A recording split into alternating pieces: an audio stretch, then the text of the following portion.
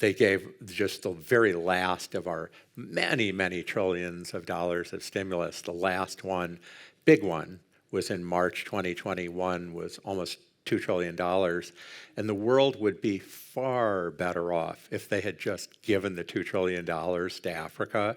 I think it's a scary time at the moment for European venture because the reality was 21 years ago, the dot-com crash was largely an American phenomenon. I mean, it impacted Europe, but European venture was still pretty young then. But I do think the way out for all of us, including some of the terrible things that are going on, is through focusing on innovation and giving access to capital of people that didn't have access to capital before. The Nordics is definitely a hotspot, and the tremendous acceleration in just the last 5 years, that's the momentum that I'm really keen on focusing on, and also in this discussion, that's really something that excites me. We are seeing this on case study by case study, that funds promote a lady, put her pretty face and picture on the page, call her a partner, but they don't give her actual investment decisions. And why? What change is there? She's usually a COO, CFO. I'm not saying that's bad, because I'm actually running operations for a fund, but anyways.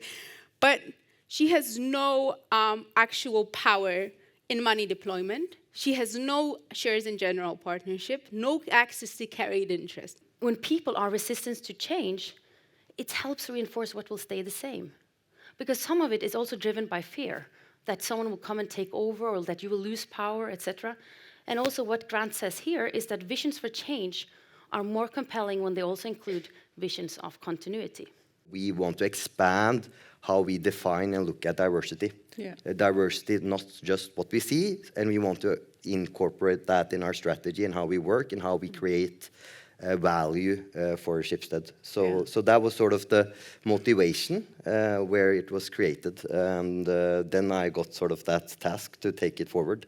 You understand that hope is embedded in that capacity for accelerating change, which means that good strategies, which is part of our leadership question, right? Good strategies can overcome, significant problems faster than we think. I think the fact that we've been through a pandemic and seen the energy crisis has made, and the sustainability aspects are much more dominant, in question or discussed now than before.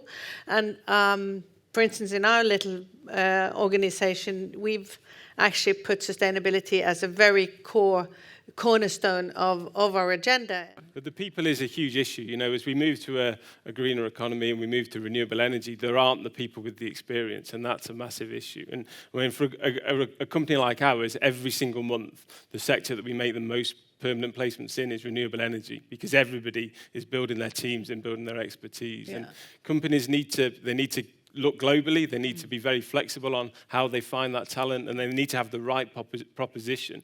People want to work in that industry because it gives them purpose, and the company's purpose needs to match the new candidate's purpose so that they buy into it, and that's what will make them join. Everybody wants to make a difference when it comes to energy security, transition. So having something that we as an organization own and drives towards is important. And this is the wonder of modern AI at the moment, is if we dive into the brains of these systems, it's often really not so surprising. Why would we expect learning systems to learn in any other way than the curriculums that we as humans use to progress? That we are able to create a system that kind of gets superhuman power within a narrow field, and then we as humans can learn back from the algorithm. And this will also happen in other not only in chess, but in other fields. And this is also very interesting. What we have here is basically a larger hammer than we've ever had, right? And with large hammers, you can hammer large nails and you can inflict great damage. Of course, that was a good metaphor. Thank you very much. Yeah. There's more. No, and I mean, every time humans have created powerful technologies, we've had both good and bad impacts, and we've had to learn as we've gone along what are the good uses and what are bad uses and what are the unintentional uses. And this really brings us back to the explainability or the understanding. We need to understand our powerful systems in order to use them for good and in order to understand or to foresee which impact they are going to have. So, and that's actually what's needed to have to stimulate and to accelerate the green transition. Those that believe that we can have the green transitions without any cost, we should combine the green transition with the historically low electricity prices in Norway. Those people, and I include some politicians, they are wrong. It's not going to happen. We still need to think about it, but you're absolutely right. The high energy, there's nothing better for developing alternative technologies than the high prices. The problem is it's not predictable. It's not the same as having a carbon tax where the government stands behind it. You can be sure that there's going to be a very high price on fossil fuels, and that the political will to do that in the United States never existed.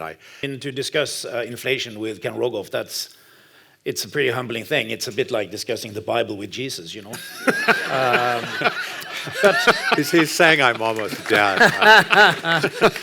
I think in the short term, the energy market will be less green. There will be more use of coal and so on, just to get over this short-term crisis. But then I agree in the longer term, it's going to accelerate the whole green transition. I think what is going to be interesting to see is if capital markets really take a dive, whether the focus on ESG is going to decline. And so we now find ourselves in a situation that has become very complicated because of Russia's aggression in Ukraine.